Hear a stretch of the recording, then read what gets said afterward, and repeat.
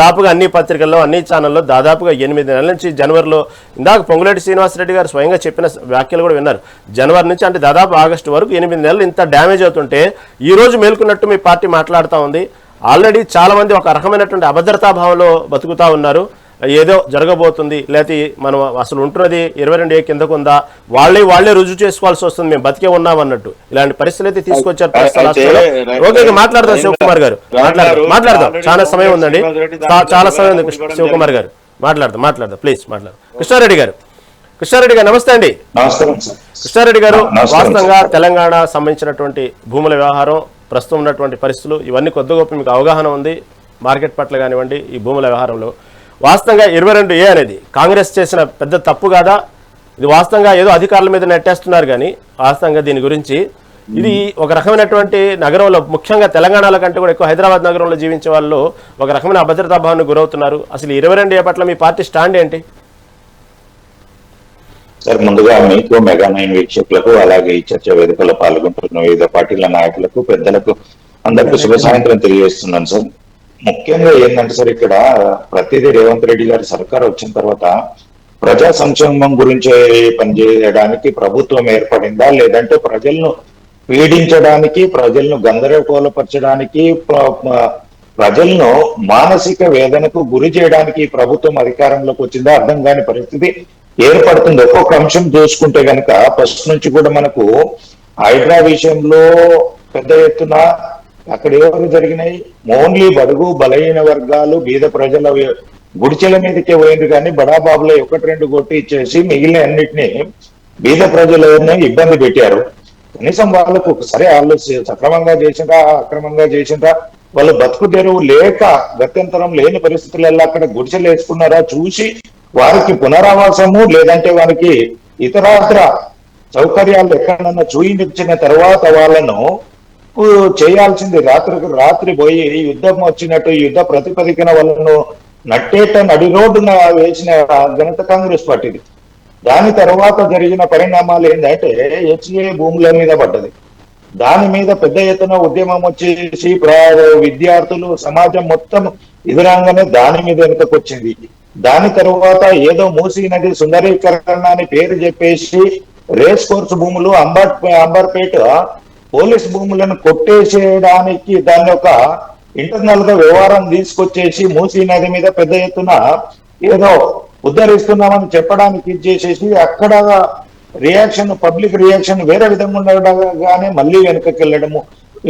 మీరన్నట్టు సింగరేణి విషయంలో కానీ ప్రతి దాంట్లో ఏదో డబుల్ బెడ్రూమ్లు ఇస్తున్నాము, మేము ఎక్కడ గొప్పలకు కట్టిస్తున్నాము, 5 లక్షల రూపాయలు ఇస్తా అంటున్నారు. సరే, 5 రూపాయలు ఫస్ట్ పెడితే 1,25,000 వేయగానే రైతులై రుణమాఫీలు చేస్తామని చెప్పేసి రుణమాఫీలు కాకుండా వాళ్ళ బ్యాంక్ అకౌంట్లు సీజ్ అయింటే ఆ అకౌంట్ లేకనే దాని కిందికి జమ చేసుకున్నారు బ్యాంకులు. దీనికి ఎవరికి ఉపయోగపడుతుంది? మీ ఒక పాలసీ, ఒక సిద్ధాంతము, ఒక ప్రతిపదికన నడుస్తుందా? ఇంత పెద్ద ఇష్యూ తీసుకొచ్చినప్పుడు, ఇంత ప్రజలను అభద్రతా భావానికి నెట్టేటప్పుడు మీరు మంచేది చెడేది ప్రజలకు అవగాహన కల్పించాలా లేదా?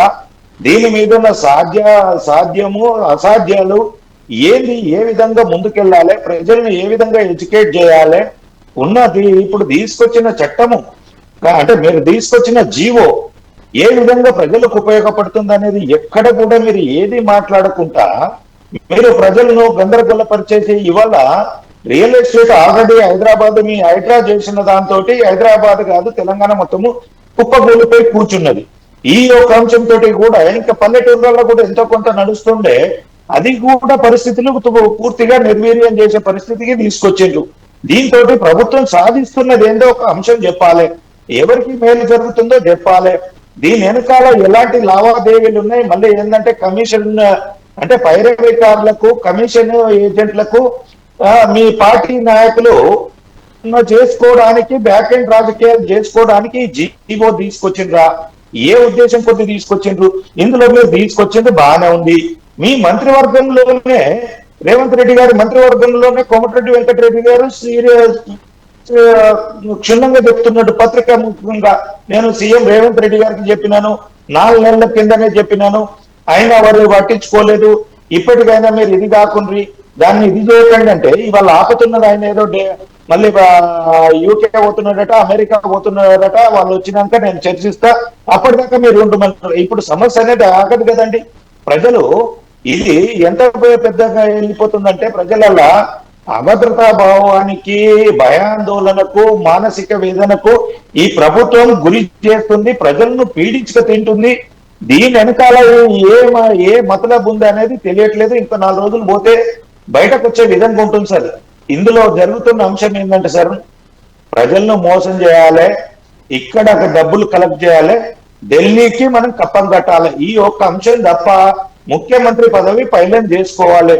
అక్కడ జరుగుతున్న అంశము ఒక ముఖ్యమంత్రి పర్యటనకి వెళ్తే మా కన్సర్న్ మంత్రి ఆయా శాఖ ఆ యొక్క నియోజకవర్గంలో గత 15-20 సంవత్సరాలు ఎమ్మెల్యేగా చేసింది, ఆ జిల్లా నుంచి మంత్రిగా ఉన్నాడే పోలేదు. ఇవాళ 6 కూతురు లేచి అది ఏ భాష మాట్లాడిందో మనం అర్థం కాలేదు. ఒక ముఖ్యమంత్రిని పట్టుకొని సొంత పార్టీ నాయకులు అంత దుర్భాషలాడగా నేను నా రాజకీయ జీవితంలో చూడలేదు. ఎక్కడన్నా రాజకీయ విమర్శలు చేయవచ్చు, విధానపరంగా వ్యతిరేకించింది, కానీ మీ అయ్యోసడా మీ అబ్బోసడా నన్ను ఎట్లా ఓడిస్తావురా, నువ్వు వచ్చి ప్రచారం చేయి, నన్ను ఎట్లా ఓడిస్తావు చూస్తా కదా అనేది ఒక ముఖ్యమంత్రికి సొంత పార్టీ మంత్రి కూతురే ఛాలెంజ్ చేసిందంటే ముఖ్యమంత్రి పరిస్థితి ఏంటో మనం అర్థం చేసుకోవచ్చు. ఆయన ఆలోచన విధానము ప్రజల గురించి ఏ విధంగా ఉందనేది తెలంగాణ సమాజం ఆలోచన చేయాలని చెప్పేసి తెలియజేస్తున్నారు సార్. రైట్ కృష్ణారెడ్డి గారు, మళ్ళీ మీ దగ్గర వస్తాను. మనతో పాటు ఇప్పుడు జాయిన్ అయ్యారు ప్రముఖ విశ్లేషకులు మన్యం కోటేశ్వర గారు. కోటేశ్వర గారు నమస్తే అండి. నమస్తే.